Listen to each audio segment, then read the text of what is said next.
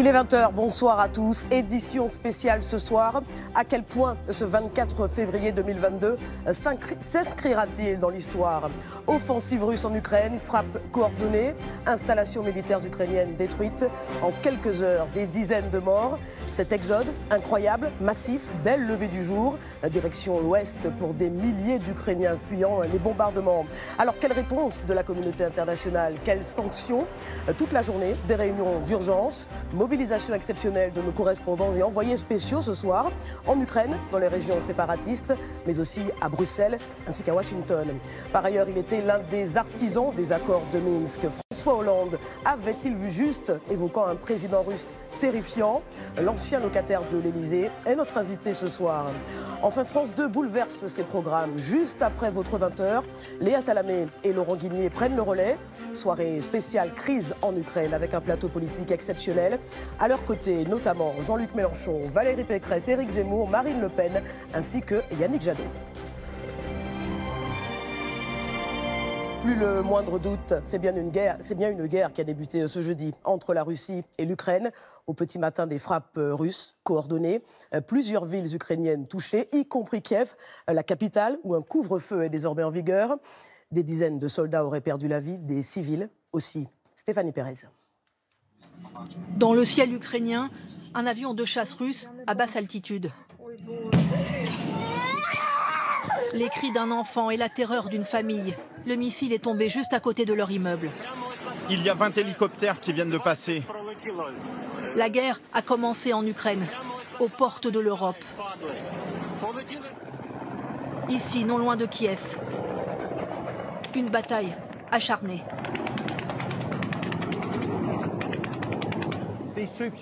Les soldats russes, les voici au sol, filmés par une télévision américaine. À cet instant, ils sont en train de prendre possession de l'aéroport militaire de la capitale ukrainienne. C'est le scénario que l'Ukraine et l'Occident redoutaient. Une offensive massive des forces russes.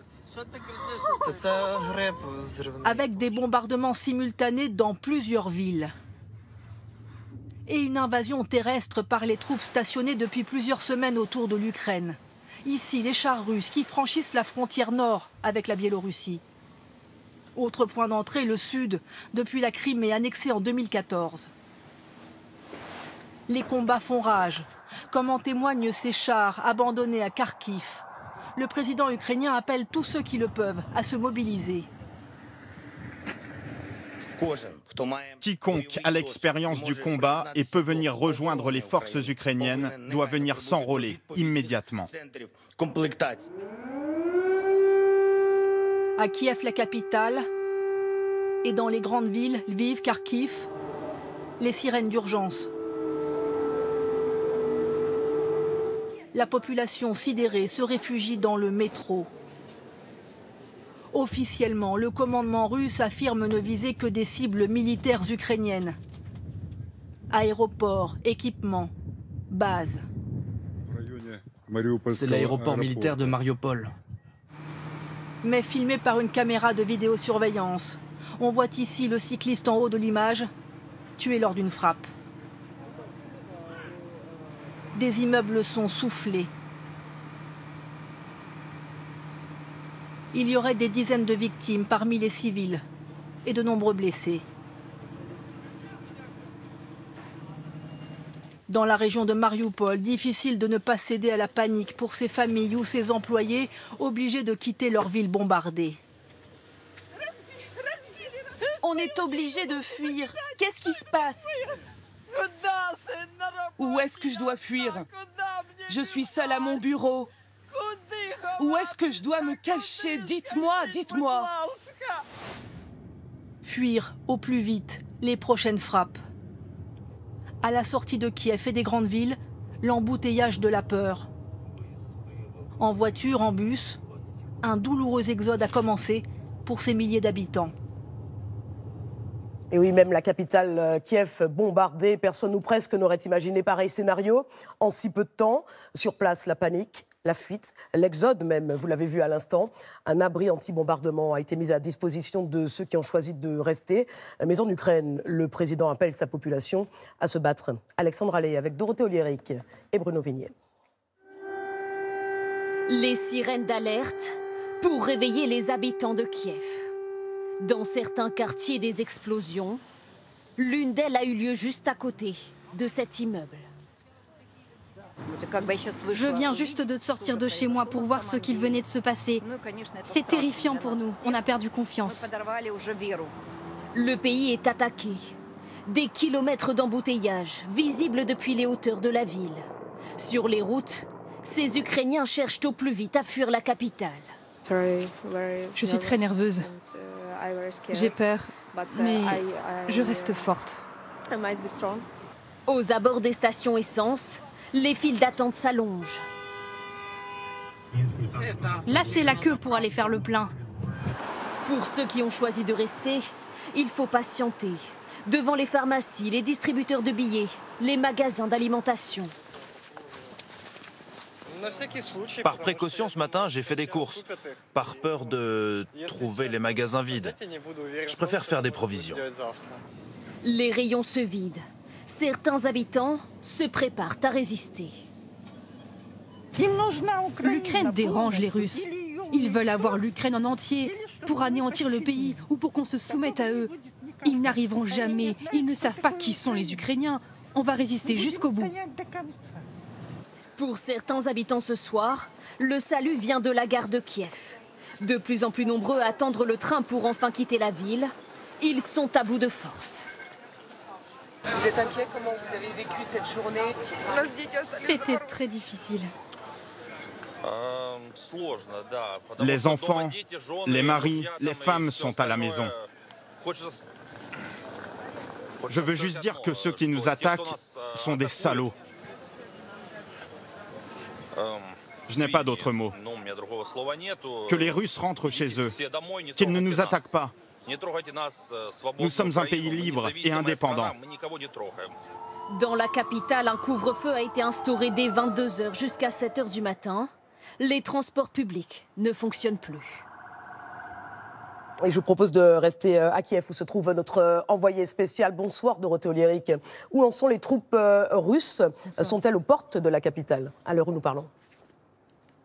Alors, oui, on peut dire qu'elles sont aux portes de la capitale, déjà parce qu'il y a un aéroport à seulement 30 km qui a été pris par les Russes. Donc, ils sont là à l'instant. J'ai entendu 2 explosions. Je ne peux pas vous dire où. Il n'y en a pas eu dans le centre, effectivement, de Kiev, mais tout est possible. Ici, les gens scrutent les réseaux sociaux pour savoir un peu l'avancée de ces Russes. Et tout à l'heure, il y avait des images qui étaient diffusées d'un village à 20 km d'ici où on voyait des hélicoptères d'attaque russes passer en rase-mode. Donc, vous voyez que c'était assez inquiétant, effectivement. Mais aujourd'hui, tous craignent l'arrivée dans le centre de Kiev, ici à la place Maïdan, des chars russes, peut-être dans les heures qui viennent ou dans les jours qui viennent. Et l'atmosphère est très particulière. Il n'y a pas vraiment la panique là ce soir dans le centre. Il y a encore beaucoup de dignité. Il y a encore beaucoup de sang-froid et de la solidarité. Par exemple, tout le monde s'échange les meilleures adresses d'abris anti-bombes. Alors, il y a celui qui est sous la gare de Kiev, un abri anti-atomique qui date de l'époque soviétique où 2000 personnes peuvent être accueillies, ou encore la station de métro la plus profonde à 120 mètres sous terre, une façon probablement de se rassurer. Merci beaucoup Dorothée pour ce témoignage depuis la capitale ukrainienne.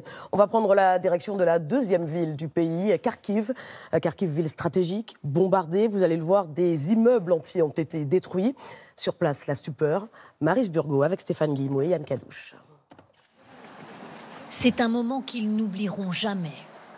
Il est 5 heures ce matin quand un missile explose entre ces 2 immeubles.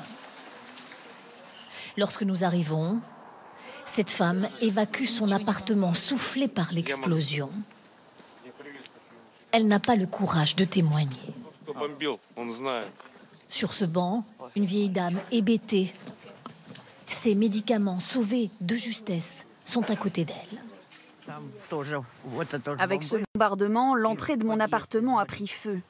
Et au premier étage, il y a un adolescent qui est mort. Vous vous rendez compte?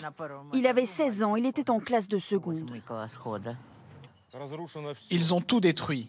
Ce n'est pas une cible militaire ici, c'est un immeuble. Il doit savoir, Poutine, qu'il a désormais du sang sur les mains et qu'il ne sera pas pardonné. Les deux immeubles sont situés juste à côté d'un aéroport militaire. Sur notre route vers le centre de la ville de Kharkiv, beaucoup de troupes ukrainiennes en mouvement. Elles semblent monter vers le nord, vers la frontière russe. Nous arrivons dans les rues de la deuxième ville ukrainienne. Elles sont quasiment désertes. Beaucoup de civils sont ici, dans le métro. Des familles entières y ont trouvé refuge, avec ou sans valise. Des enfants sont allongés sur des matelas de fortune. Des malades sont aidés par leurs proches. Des chats, des chiens et des bébés que l'on promène dans ce métro. La ville a subi une série de bombardements à 5 heures ce matin. J'ai entendu des explosions, mais en plus nous vivons dans un quartier où il y avait des combats ce matin. C'était très intense ce que l'on entendait. Les familles arrivées les premières se sont installées dans les rames de métro. Les parents rassurent leurs enfants comme ils le peuvent. Ce garçonnet nous explique avec son doudou qu'il va bien. Plus tôt, nous arrivions sur cette base aérienne militaire. Les soldats semblaient en panique.